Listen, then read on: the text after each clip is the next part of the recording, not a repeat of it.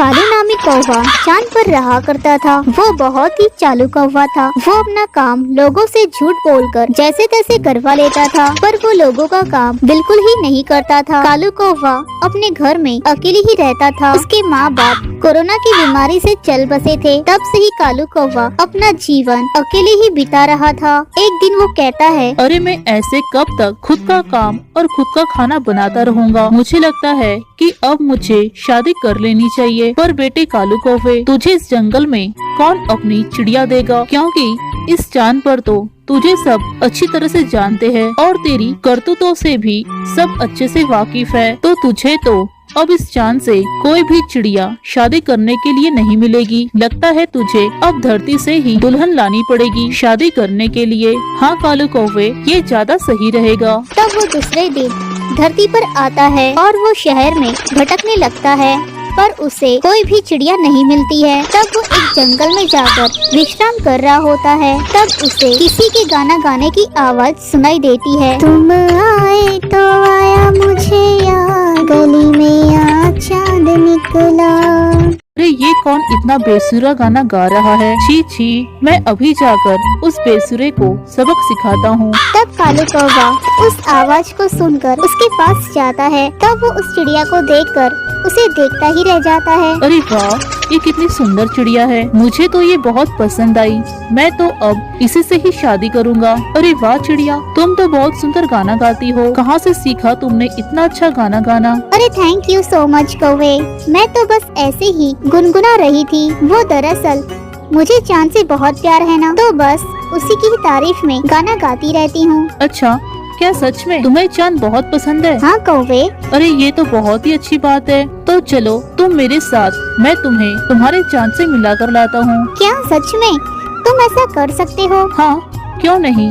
मैं तो वैसे भी चांद पर ही रहता हूँ। क्या सच में? हाँ, मैं अभी अभी तो चांद से ही आया हूँ। वो दरअसल मुझे शादी करनी थी, तो मैं यहाँ अच्छी चिड़िया की तलाश में आया था। क्या तुम मुझसे शादी करोगी? अगर तुम मुझसे शादी करोगी तो तुम मेरे साथ चांद पर ही रहोगी। फिर तुम रोज रोज चांद को बहुत ही करीब से देख पाओगी। अरे वाह, ये तो बहुत ही अच्छा आइडिया है। तब कालू कौवा उस टूनी चिड़िया से शादी करता है और उसे अपने घर चांद पर लेकर आता है। तब टूनी चिड़िया चांद को अपने करीब देखकर बहुत खुश हो जाती है और वो खुशी खुशी चांद पर अपने पति कालू कौवे के साथ रहने लगती है। पर एक दिन टूनी चिड़िया अपने पति कालू कौवे से जिद करने लगती है। कालू जी प्लीज, आप मेरे लिए चांद को एक दिन के लिए हमारे घर पर लेकर आइए। मैं उसे छूना चाहती हूँ। जब तक मैं उसे छूकर नहीं देखती तब तक मुझे चैन नहीं आएगा। तो आप प्लीज मेरे लिए एक बार ही सही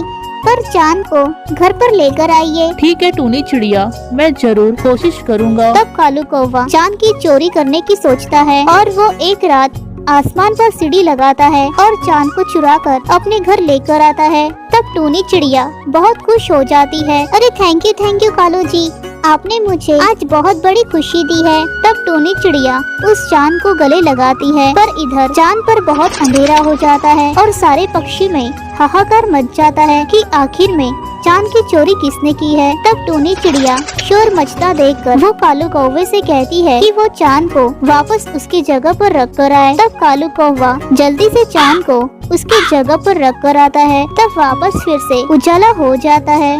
सुंदरवन जंगल में सुमित्रा कौवी अपने बेटे कालू कौवे और बहू टूनी चिड़िया के साथ अपने छोटे से घर में रहा करती थी। वो लोग बहुत ही गरीब थे। वो बहुत ही मुश्किल से अपने 2 वक्त की रोटी का इंतजाम कर पाते थे। ऐसे में एक दिन टूनी चिड़िया अपने पति से कहती है, सुनो जी, हम कब तक ऐसे गरीबों वाली जिंदगी गुजारेंगे? आगे हमारे बच्चे होंगे, हमारी उनके लिए बहुत सारी जिम्मेदारी बढ़ जाएगी, तो हमें बहुत सारे पैसे कमाने होंगे। इसके लिए हमें बहुत मेहनत करनी पड़ेगी। हाँ बहू, तुम सही कह रही हो।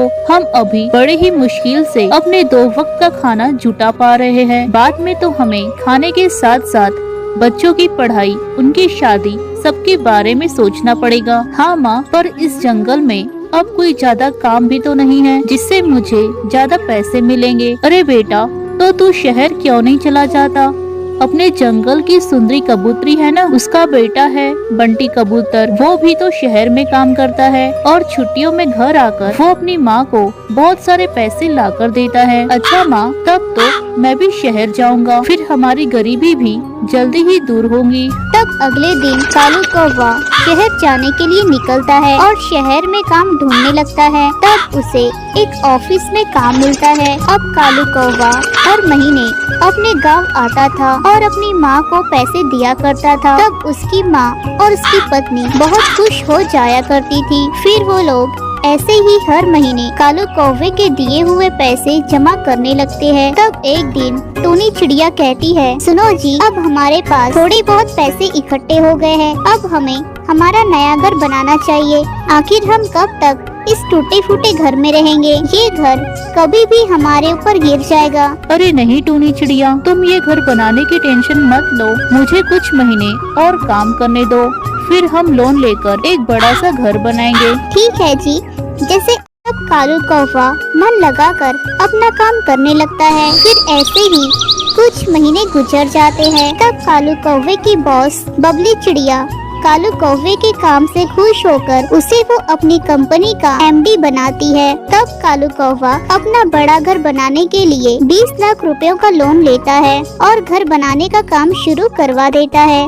तब टूनी चिड़िया और सुमित्रा कौवी रोज साइट पर जाकर अपने हिसाब से घर बनाने के लिए कहते हैं। पर एक दिन कालू कौवे को ऑफिस में हार्ट अटैक होता है और उसकी वहीं पर मौत हो जाती है। तब टूनी चिड़िया को कालू कौवे की बॉस बबली चिड़िया का फोन कॉल आता है। हेलो, क्या आप टूनी चिड़िया बात कर रही है, हमारे एम्प्लॉय कालू कौवे की वाइफ? हाँ मैम, मैं टूनी चिड़िया बात कर रही हूँ। मैम, आई एम सॉरी, आपके पति अब इस दुनिया में नहीं रहे। तब टूनी चिड़िया ये सुनकर बहुत रोने लगती है।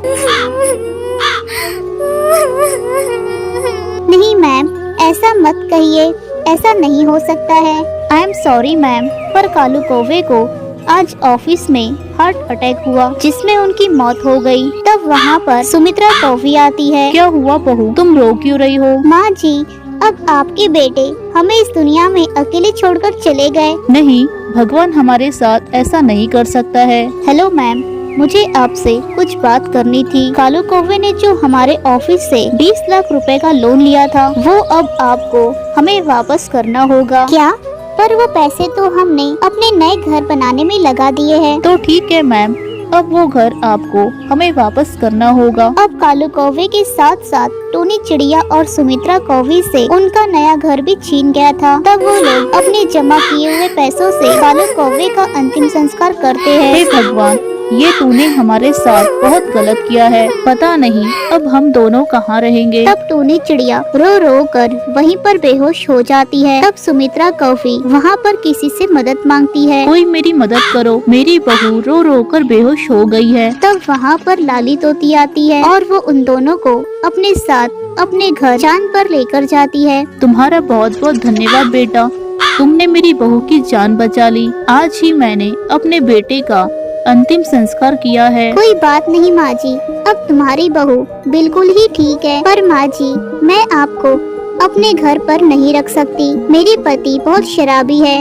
वो शराब पीकर मेरे साथ ही मारपीट करते हैं। ऐसे में मैं आप दोनों को हमारे घर पर नहीं रख सकती। कोई बात नहीं बेटा, हम हमारा सहारा खुद ही ढूंढ लेंगे। तब वो दोनों चांद पर इधर उधर भटक रहे होते हैं। तब उन्हें पास में एक घर दिखता है। अरे बहू, लगता है ये घर बहुत दिन से खाली पड़ा है। चलो हम कुछ दिन यहाँ रहकर गुजारा कर लेते हैं। तब वो दोनों अंदर जाते हैं तो वो देखते हैं कि वो एक टॉयलेट होता है। माँ जी, ये तो एक टॉयलेट है। कोई बात नहीं बेटा, अब हमें यहीं अपना गुजारा करना पड़ेगा। तब वो दोनों वहीं रहकर अपनी आगे की जिंदगी गुजारते हैं।